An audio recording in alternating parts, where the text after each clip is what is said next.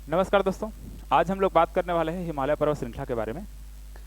भारत का भूगोल हम लोग देख रहे थे, जिसमें हमको आज हिमालय पर्वत श्रृंखला को बहुत विस्तार से समझना है। कौन कौन सी श्रेणियाँ हैं, उनके बीच में कौन कौन सी नदियाँ हैं, उनमें कौन कौन सी ऊंची ऊंची चोटियाँ हैं और बहुत सारे फैक्ट हैं। इन सभी चीज़ों को हमको यहाँ पर विस्तार से समझते हुए जाना है। तो आज के क्लास में हम लोग जितने भी हिमालय पर्वत की जो श्रेणियाँ हैं उनको विस्तार से समझने की कोशिश करेंगे। ठीक है, देखिए यहाँ पर एक फैक्ट आपको सिंपल सा ध्यान में रखना पड़ेगा। जैसे कि हम लोगों ने क्या पढ़ा है, बहुत सारे थ्योरी के बारे में बात किया था, plate tectonic theory, continental drift theory, ये थ्योरी वगैरह हम लोगों ने इससे पहले वाले क्लास में देख लिया है। तो उन सब में हम लोग एक चीज़ तो जानते हैं कि जो हिमालय पर्वत है उसकी उत्पत्ति कैसे हुई थी। इन सब चीज़ों को हम लोगों ने बहुत विस्तार से देखा हुआ है। जैसे कि हम जानते हैं यहाँ पर यूरेशियन प्लेट है, इधर गोंडवाना प्लेन था, है ना, इस प्रकार से गोंडवाना, और इस गोंडवाना से टूट करके हमारा जो भारत इस प्रकार से आगे बढ़ता है। ठीक है, आगे धीरे धीरे बढ़ता है, जैसे कि हम इस प्रकार से इसको हम दर्शा सकते हैं ऐसे। अब ये जा करके यहाँ पर यूरेशियन प्लेट से टकराता है और उसके बाद हिमालय पर्वत की उत्पत्ति होती है। ये हम लोग बहुत पहले से जान रहे हैं, पढ़ रहे हैं। तो हिमालय पर्वत की उत्पत्ति कैसे होती है वो तो हमको पता है। पहले बृहद हिमालय हुआ, फिर मध्य हिमालय हुआ, फिर शिवालिक श्रेणी हुआ। ठीक है, एक एक करके हुआ। ऐसा नहीं कि अचानक से वो हिमालय पर्वत की उत्पत्ति में तीनों की तीनों उत्पत्ति हो गई, ऐसा नहीं। पहले बृहद हिमालय की धीरे धीरे उत्पत्ति हुई। हम लोगों ने बहुत सारे टाइम पीरियड भी देखा हुआ है, ईओसन, मायोसन, प्लायोसन, प्लिस्टोसन, इस प्रकार से देखा हुआ है। तो उन सब में हम जानते हैं कि ईओसन में आपका बृहद हिमालय का निर्माण हुआ, फिर मायोसन आया, उसमें आपका मध्य हिमालय का निर्माण हुआ, फिर प्लायोसन आया, उसमें हम लोग देखते हैं शिवालिक श्रेणी का निर्माण हुआ। इस प्रकार से देखते हैं। तो यहाँ पर ध्यान देने वाली बात यह है कि हम लोगों ने मध्य हिमालय, बृहद हिमालय और शिवालिक श्रेणी, ये तीन हिमालय के बारे में बात करते हैं। लेकिन एक हिमालय और हम लोग देखते हैं ट्रांस हिमालय। तो ट्रांस हिमालय कहाँ गया, मतलब कब उसकी उत्पत्ति हुई, उसका निर्माण कब हुआ। तो उसको ध्यान में रखेगा कि वो जो ट्रांस हिमालय है वो तिब्बत के पठार का भाग है, मतलब कि वो यूरेशियन प्लेट का भाग है, जो कि पहले से मौजूद था। अभी फिलहाल उसका रूप बदला हुआ है, वो ऊपर उठा हुआ भाग में है, क्योंकि हिमालय हमारे जो भारत है वो इस प्रकार से जाकर के टकरा है, इस वजह से। ठीक है, तो ये तीन जो हिमालय देखते हैं वो नवीन हिमालय है, मतलब कि बृहद हिमालय, मध्य हिमालय, शिवालिक श्रेणी, वो तीनों क्या है, नवीन है। ठीक है, जबकि आपका जो ट्रांस हिमालय है वो पहले से आपका यूरेशियन प्लेट का पार्ट था और अभी भी है। ठीक है, चलिए अब बाकी हमारे ये भारत का जो प्रायद्वीपीय वाला क्षेत्र है वो हम जानते हैं गोंडवाना प्लेन का जो पार्ट है वो है। ये सब चीज़ों को हम पहले भी देख चुके हैं। देखिए, तो फिलहाल अब उनको छोड़ते हैं। बाकी अभी हम देखते हैं कि हिमालय पर्वत श्रृंखला में कौन कौन सी श्रेणियाँ हैं, कहाँ कहाँ पे है, कैसे कैसे हैं। ठीक है, उनके बीच में कौन कौन सी नदियाँ हैं, कौन कौन सी ऊंची ऊंची चोटियाँ हैं, इन सब के बारे में बात करेंगे। देखो, तो सबसे पहले तो एक आपको ध्यान में रखना पड़ेगा, इस प्रकार से एक चीज़ मतलब कि एक पर्वत श्रेणी है जो कि हिमालय, मतलब हमारे भारत से हिमालय के बाद यहाँ पर हम देखते हैं कुनलुन पर्वत श्रेणी। ठीक है, अभी हिमालय के बारे में बात नहीं करें। ठीक है, यहाँ पर हम कुछ चीज़ों को मैं आपको एक्स्ट्रा बता रहा हूँ।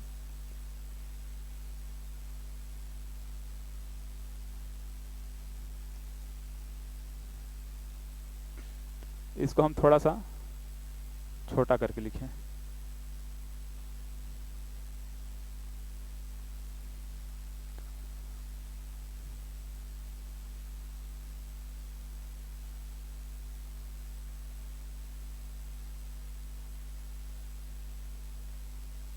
इस प्रकार से। ठीक है, और यहाँ पर हम जानते हैं हिंदू कुश पर्वत है, हिंदू कुश पर्वत, और ये कुनलुन श्रेणी और यहाँ पर हिंदू कुश पर्वत दोनों जहाँ पर मिलते हैं इसको पामीर की ग्रंथि कहते हैं। ठीक है, पामीर गांठ कहते हैं, आप लोग सुने होंगे पामीर की ग्रंथि या फिर पामीर गांठ कहते हैं, इस प्रकार से। ठीक है, पामीर की ग्रंथि कहलाता है इस प्रकार से। और ये क्या है, हिंदू कुश पर्वत है, हिंदू कुश पर्वत, इस प्रकार से।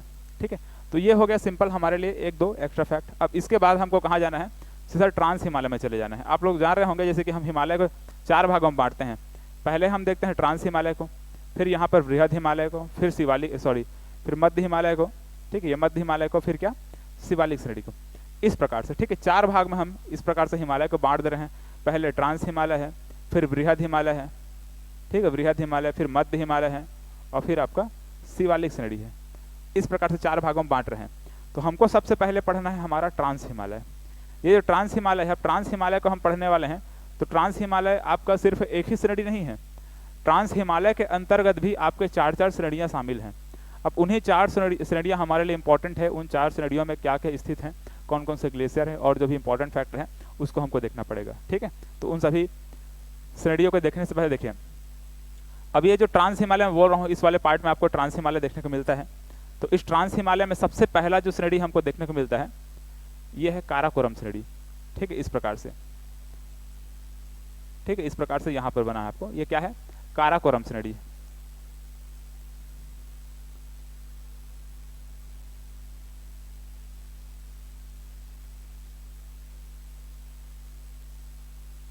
ठीक है, काराकोरम पर्वत श्रेणी, काराकोरम है। काराकोरम के बाद आता है लद्दाख, इस प्रकार से लद्दाख श्रेणी।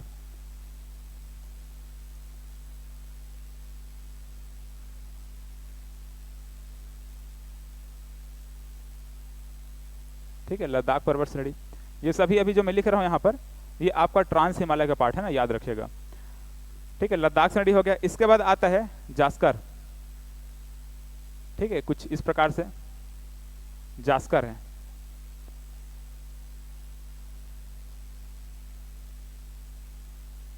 जास्कर श्रेणी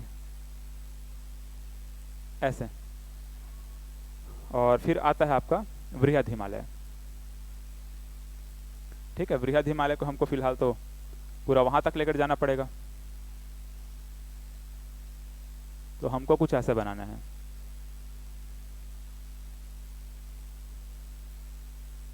ऐसे, ठीक है, ये क्या है आपका वृहद हिमालय है।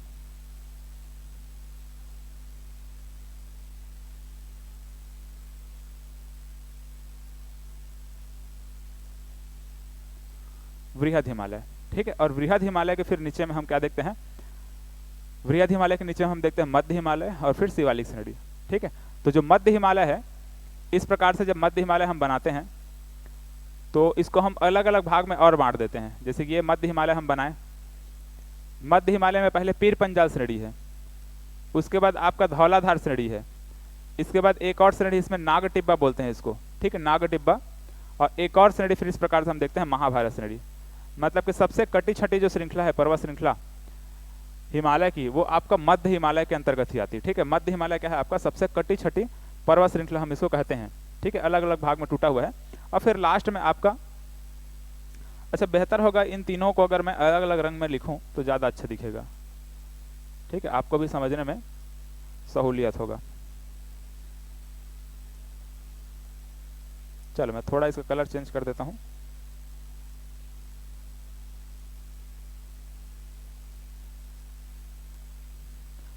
ठीक है, जैसे कि मैंने क्या कहा यहां पर, ये पीर पंजाल श्रेणी है, इस प्रकार से पीर पंजाल श्रेणी, इसके बाद धौलाधार श्रेणी। ठीक है, धौलाधार श्रेणी, फिर नाग टिब्बा, और फिर महाभारत श्रेणी, और फिर इस प्रकार से आगे ये बढ़ते जाता है, ये ऐसे टाइप से। ठीक है, ये आपका मध्य हिमालय है। और फिर लास्ट में आपका शिवालिक श्रेणी आता है। ठीक है, इस प्रकार से आपका शिवालिक श्रेणी है।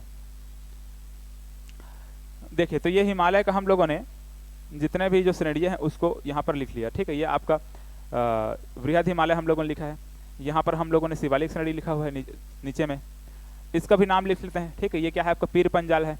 ठीक है, ये पीर पंजाल है, पीर पंजाल, ये पीर पंजाल श्रेणी है। ठीक है, ये धौलाधार है, धौलाधार श्रेणी, इस प्रकार से। ठीक है, ये आपका नाग टिब्बा है, और ये नेपाल में इसी को मध्य हिमालय को महाभारत श्रेणी कहते हैं, महाभारत श्रेणी कहते हैं। ठीक है, ऐसे। ठीक है, पीर पंजाल, धौलाधार, नाग टिब्बा और महाभारत श्रेणी। और लास्ट में हम लोग यहाँ पर जो, ठीक है, ये जो हिमालय हम देख रहे हैं ये हमारा शिवालिक श्रेणी है ना, शिवालिक श्रेणी।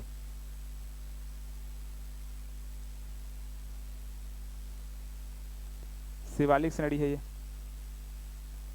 इस प्रकार से। तो हम लोगों ने हिमालय को जितने भागों में बांटना था हम लोगों ने बांट लिया। ठीक है, सबसे पहले हमने क्या किया है, कि ट्रांस हिमालय को हम लोगों ने 3 भाग में बांटा है, ठीक है, काराकोरम श्रेणी, लद्दाख श्रेणी, जास्कर श्रेणी। इसके बाद वृहद हिमालय यहाँ पर है, ठीक है, वृहद हिमालय है, पीर पंजाल है, मतलब वृहद हिमालय। फिर इसके बाद मध्य हिमालय में आपका पीर पंजाल, धौलाधार, नाग टिब्बा और महाभारत श्रेणी। इसके बाद शिवालिक श्रेणी है, ठीक। इस तरह से हम लोगों ने इनको पहले बांट दिया।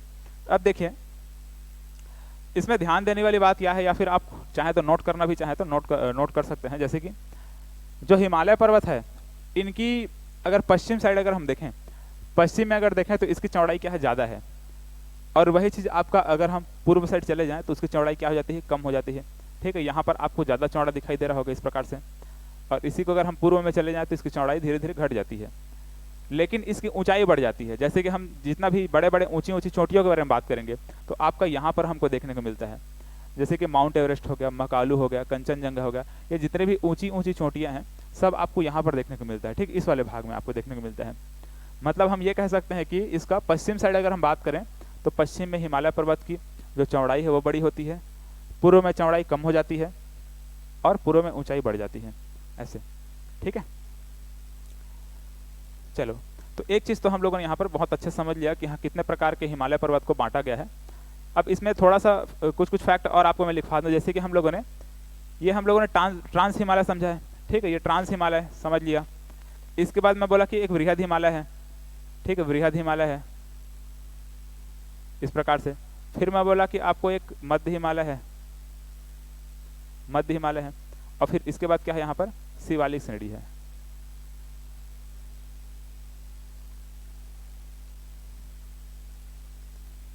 शिवालिक,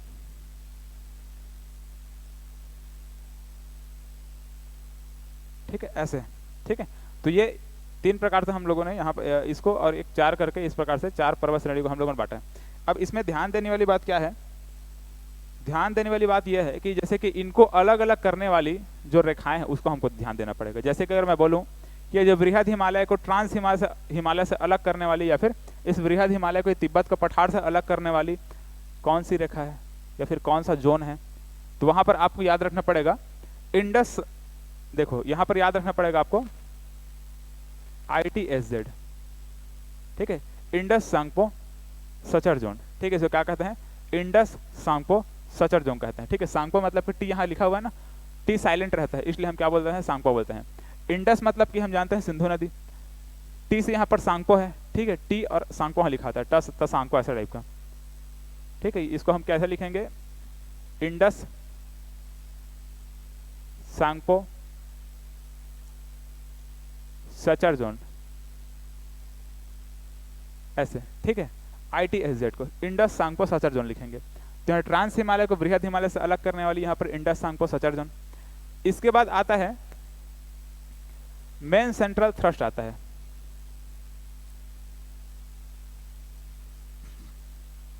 क्या आया, मेन सेंट्रल थ्रस्ट आता है,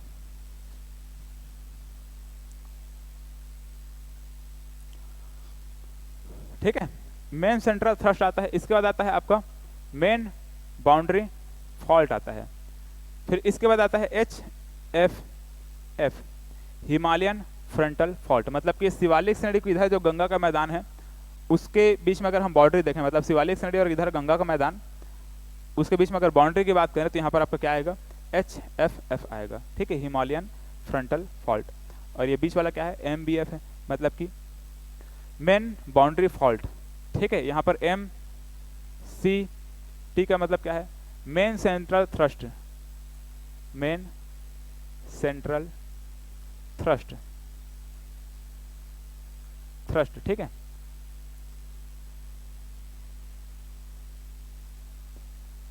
चलिए यहाँ पर MBF है, MBF main boundary fault, main boundary fault,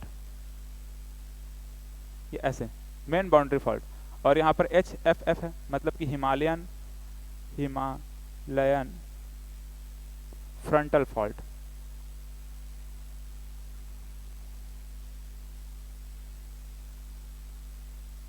ठीक है, हिमालयन फ्रंटल फॉल्ट। तो इस प्रकार से हम ये 4 भागों में इसको, मतलब कि 4 जो जोन है उसके बारे में हम लोग बात करते हैं, ठीक है। पहला क्या है आपका ITSZ, Indus Tsangpo suture zone. इसके बाद MCT, ठीक है। इसको हम ऐसा भी लिख सकते हैं जैसे कि हम लोग यहाँ पर क्या देखते हैं, ये हम तिब्बत इधर आपका ट्रांस हिमालय वाला पार्ट देख लिए। इसके बाद धीरे से आपका वृहद हिमालय हमको देखने को मिलता है इस प्रकार से, ठीक। इसके बाद हमको मध्य हिमालय देखने को मिलता है, ठीक है, वृहद हिमालय। इसके बाद हमको क्या देखने को मिलता है, मध्य हिमालय देखने को मिलता है इस प्रकार से। और फिर हमको क्या देखने को मिलता है, शिवालिक श्रेणी देखने को मिलता है ऐसे। तो कुछ इस प्रकार से हैं, ठीक है, ऐसे टाइप से, ठीक है। ये सबसे ऊंचा पार्ट, फिर यहाँ पर आपका मध्य हिमालय, फिर यहाँ पर शिवालिक श्रेणी। तो यहाँ पर हमको जो देखने को मिलता है वो क्या है, ITSZ, ITSZ, ठीक है, ITSZ, Indus Tsangpo suture zone. इसके बाद यहाँ पर हमको जो देखने को मिलता है MCT है, मेन सेंट्रल थ्रस्ट है। इसके बाद हमको यहाँ पर देखने को मिलता है MBF, और यहाँ पर हमको देखने को मिलता है क्या, HFF, HFF, ऐसे, ठीक है। तो जो हम लोगों ने लिखा है उसको हम यहाँ पे इस प्रकार लिखे, ठीक है। तो यहाँ पर आप इसको अनुमान लगा सकते हैं कि हम कैसे कैसे कहाँ कहाँ पे किसको इसको लिखेंगे, ठीक है। तो आप इसको बना सकते हैं, जैसे कि यहाँ पर हम ITSZ लिखेंगे, बीच में हम मेन सेंट्रल थ्रस्ट लिखेंगे, फिर मेन बाउंड्री फॉल्ट लिखेंगे, फिर लास्ट में यहाँ पर इसको लिखेंगे।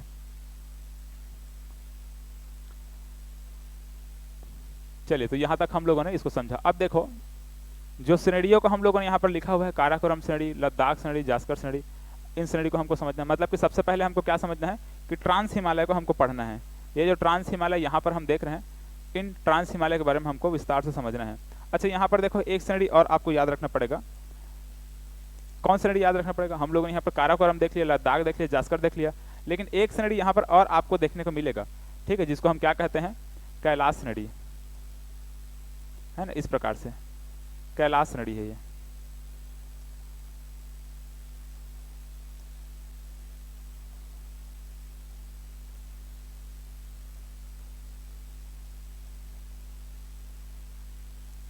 इस प्रकार से कैलाश श्रेणी। कैलाश श्रेणी आपका लद्दाख श्रेणी का ही पार्ट है ना, ऐसे यहाँ तक विस्तार इसका हुआ है, कैलाश श्रेणी है।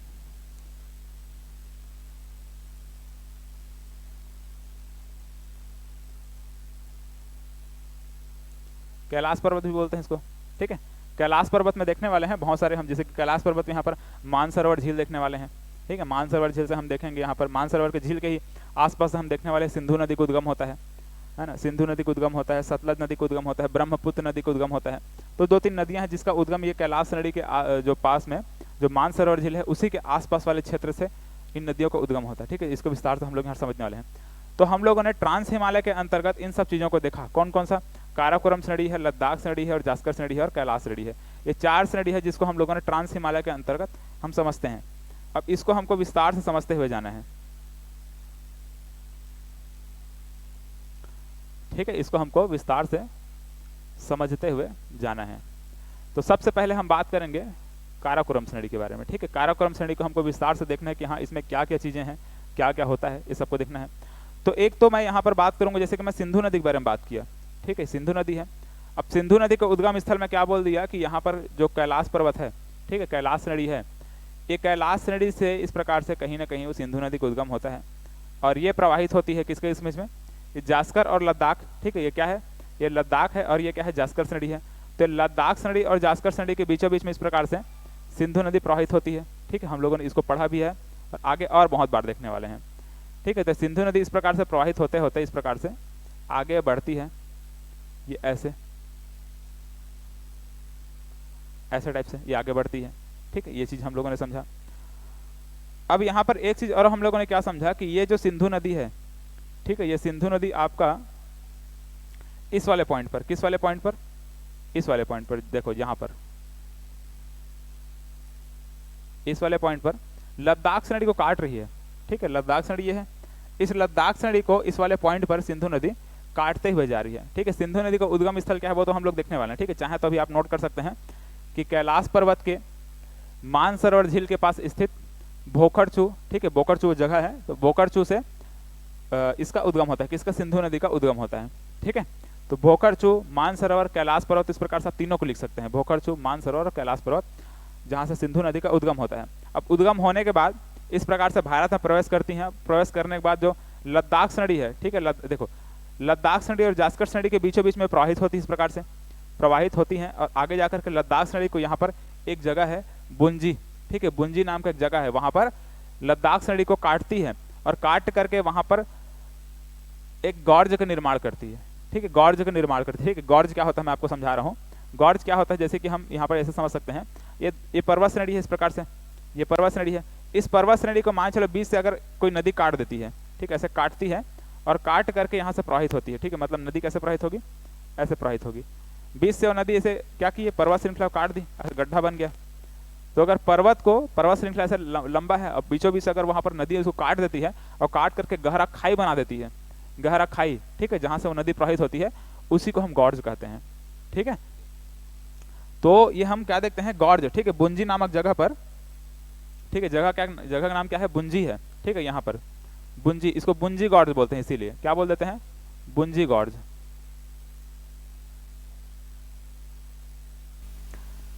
चलिए, एक फैक्ट तो हम लोगों ने यहाँ पर समझा। और क्या हम लोगों ने समझा कि यहाँ पर जो सिंधु नदी है वो इस प्रकार से लद्दाख और जास्कर के बीच में इस प्रकार से प्रवाहित होती है। यहाँ पर ये बुंजी नामक स्थान पर लद्दाख श्रेणी को काट दी।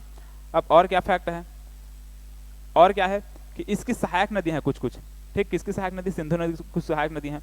तो इस प्रकार से हम जानते हैं कि एक है श्योक नदी, है ना, श्योक नदी ऐसे इस प्रकार से सिंधु नदी की सहायक नदियां हैं ऐसे। ठीक है, ये नदी क्या था, सिंधु नदी है, ये सिंधु नदी है। ठीक है, नदी वाला टॉपिक में और हम लोग विस्तार से समझेंगे कि इसकी लंबाई कितनी है ना, और बहुत सारी चीजों को हम लोग देखने वाले हैं। लेकिन यहाँ पर हम दूसरा, यहाँ पर नदी हम लोगों ने क्या लिखा, श्योक नदी। क्या नाम है इसका, श्योक नदी।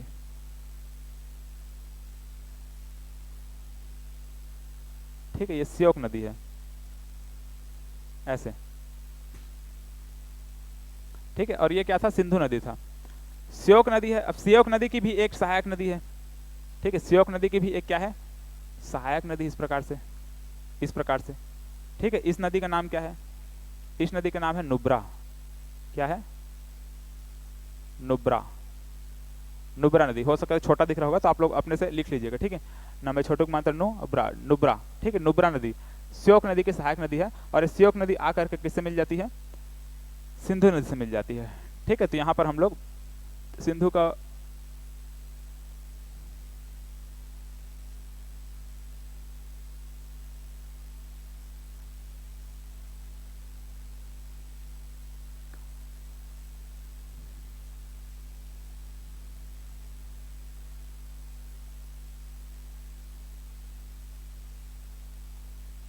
ऐसा। ठीक है, ये सिंधु नदी, ये श्योक नदी, ये नुब्रा नदी। यहाँ पर एक नदी अब के और लिखना पड़ेगा, जैसे कि हम लोगों ने क्या समझा, ये जास्कर श्रेणी है। ठीक है, ये काराकोरम श्रेणी, ये लद्दाख श्रेणी, ये जास्कर श्रेणी। तो जास्कर श्रेणी से एक नदी इस प्रकार से निकलती है। ठीक, इस प्रकार से, इसको जास्कर नदी कहते हैं। ठीक है, जास्कर, इस प्रकार से जास्कर नदी से इस प्रकार से एक नदी जाती है, जास्कर नदी। और ये भी क्या है, सिंधु नदी की सहायक नदी है।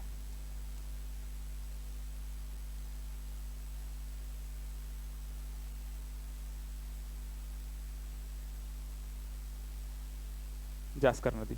ठीक है, इस प्रकार से। तो हम लोगों ने इन पर्वत श्रेणियों के बीच में, मतलब कि काराकोरम पर्वत श्रेणी है, यहाँ पर लद्दाख पर्वत श्रेणी है, यहाँ पर जास्कर पर्वत श्रेणी है। तो इनमें हम लोगों ने क्या देखा कि जो लद्दाख है और जास्कर है, इसके बीच में सिंधु नदी प्रवाहित इस प्रकार से होती है। ठीक है, और यहाँ से एक जास्कर श्रेणी से जास्कर नदी इस प्रकार से निकलती है और जाकर सिंधु नदी मिल जाती है। यहाँ पर एक श्योक नदी है और यहाँ पर नुब्रा नदी जो कि श्योक नदी सहायक नदी है, और इस प्रकार जाकर के सिंधु नदी मिल जा रही है। ठीक है, ये चीज़ों को हम लोगों ने यहाँ पर समझा। अब देखिए, काराकोरम श्रेणी में और हमको थोड़ा डिटेल में चले जाना है। ठीक है, काराकोरम श्रेणी को और हमको समझना है। तो काराकोरम श्रेणी में बहुत सारे ग्लेशियर हैं। ठीक है, बहुत सारे क्या है, ग्लेशियर हैं। इन ग्लेशियर में जैसे हम बात करें तो एक तो ग्लेशियर आपको याद रखना पड़ेगा जहां पर हम लोगों ने नुब्रा नदी को निकाला है। इन नुब्रा नदी को जहां से हम निकाला है ना, वहां पर एक ग्लेशियर है इस प्रकार से, इस प्रकार से जो ग्लेशियर है इसको हम कहते हैं सियाचिन ग्लेशियर। क्या कहते हैं, सियाचिन।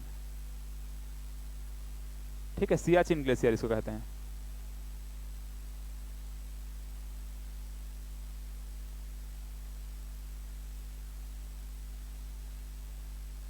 सियाचिन ग्लेशियर। ठीक है, ग्लेशियर आप लोग लिख लीजिएगा। अच्छा, सियाचिन ग्लेशियर को थोड़ा सा हम और बड़ा बनाए तो ज्यादा बेहतर होगा। ठीक है, पूरा इस वाले भाग में सियाचिन ग्लेशियर ऐसे।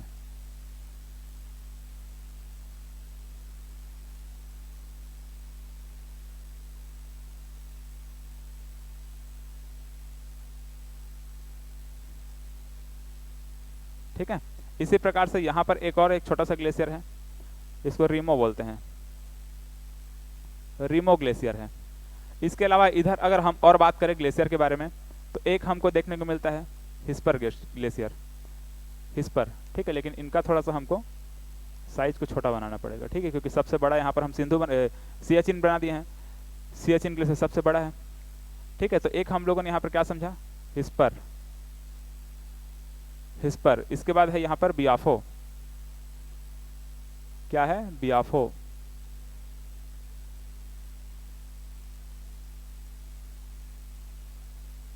बियाफो ग्लेशियर है। ठीक है, हिस्पर, बियाफो, और एक और ग्लेशियर है बाल्तोरा।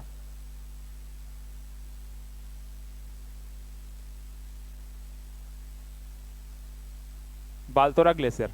ठीक है, तो देखो हिस्पर है, बियाफो है, बाल्तोरा है, सियाचिन है और रीमो है। इसके अलावा एक दो छोटा छोटा और ग्लेशियर है, चाहे तो मैं उसको आपको नोट करवा दूंगा, लेकिन फिलहाल उतना इंपॉर्टेंट नहीं है।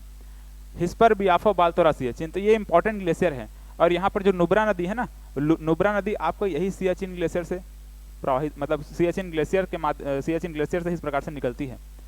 सियाचिन ग्लेशियर से ही क्या निकलती है, नुब्रा नदी निकलती है, जो कि सियोक नदी की सहायक नदी। इंपॉर्टेंट है, याद रखेगा, बहुत इंपॉर्टेंट फैक्ट है ये। ठीक है, एग्जाम में पूछा जाएगा आपका फ्यूचर में, कोई ना कोई एग्जाम में देखिए टपकाएंगे इसको। ठीक है, ऐसे है। चलो, तो ये हम लोगों ने यहां तक समझा।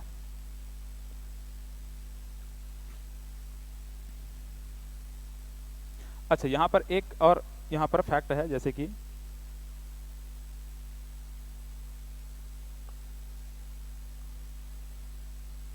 एक जगह है जहां पर, चलिए फिलहाल उसको मैं आपको नदी वाले टॉपिक में लिखवा दूंगा तो ज़्यादा बेहतर रहेगा। ठीक है, जहाँ से सिंधु नदी प्रवेश करती है, इस वाले पॉइंट को हमको लिखना चाहिए था, लेकिन अभी फिलहाल उसको छोड़ देते हैं। ठीक है, आगे हम उसको देख लेंगे। अब देखिए आपका जो इसमें काराकोरम श्रेणी में, ठीक है, काराकोरम श्रेणी में और हमारे लिए फैक्ट इंपॉर्टेंट कौन सा हो सकता है, मतलब क्या है, तो यहाँ पर देखिए एक इस वाले क्षेत्र में, इसी वाले भाग में हमको एक इसी में क्या देखने को मिलता है, केटू पर्वत श्रेणी देखने को मिलता है। केटू पर्वत श्रेणी नहीं, ऊंची चोटी ही है।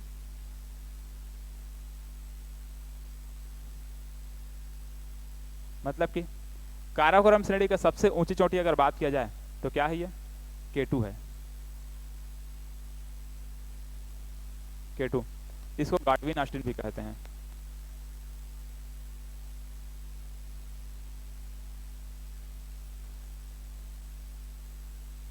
ठीक है, गाडविन ऑस्टिन इसको कहते हैं। ठीक है, ध्यान में रखिएगा, ये भी एक इंपॉर्टेंट फैक्ट है कि काराकोरम श्रेणी की सबसे ऊंची चोटी अगर पूछा जाएगा तो आपको ये केटू को इंपॉर्टेंट ध्यान में रखना पड़ेगा। ठीक है, चलिए इसका अगर ऊंचाई पूछ दिया जाएगा तो 8611 मीटर इसकी क्या है, ऊंचाई है। ठीक है, इसको भी आपको विशेष करके याद रखना पड़ेगा। फिलहाल तो इस जितने भी ऊंचाई है, इन पर्वत श्रेणियों में कहाँ पे कौन कौन से ऊंची ऊंची चोटी है, उन सबको हम लोग विस्तार से समझने वाले हैं। लेकिन इसको आप लोगों को अलग से और याद रखना पड़ेगा कि गाडविन ऑस्टिन या फिर केटू जो है उसकी ऊंचाई कितनी है, ऐसे। ठीक है, इसी प्रकार से हमको और यहाँ पर क्या याद रखना पड़ेगा, इसी क्षेत्र में आपका एक राकापोसी है, इस प्रकार से राकापोसी, राकापोसी। ठीक है, ये विश्व का सबसे तीव्र ढाल वाली चोटी है। क्या है ये, विश्व का सबसे तीव्र ढाल वाली चोटी। ठीक है, राकापोसी ऐसे है, राकापोसी। ठीक है, विश्व का सबसे तीव्र ढाल वाली चोटी है। इसी के आसपास यहां पर लिख लीजिएगा एक नंगा पर्वत है।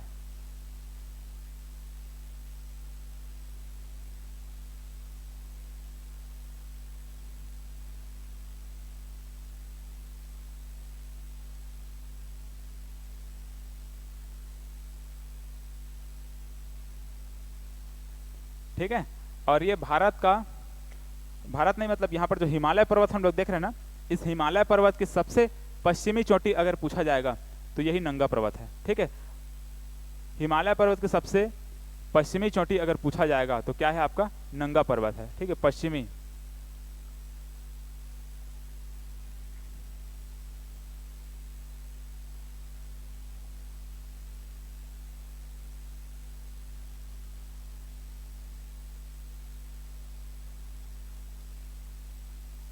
इस प्रकार से। ठीक है, नंगा पर्वत क्या है, हिमालय के सबसे क्या है, पश्चिमी चोटी है। उसी प्रकार से हम यहाँ पर हिमालय पर्वत श्रृंखला में सबसे पूर्वी चोटी भी देखते हैं। ठीक है, यहाँ पर हम सबसे पश्चिमी चोटी देख ली, अब इसी प्रकार से हम यहाँ पर पूर्वी चोटी के बारे में भी बात करते हैं। यहाँ पर तो यहाँ पर हमको इस प्रकार से नामचा बरवा नाम का एक पर्वत चोटी देखने को मिलता है।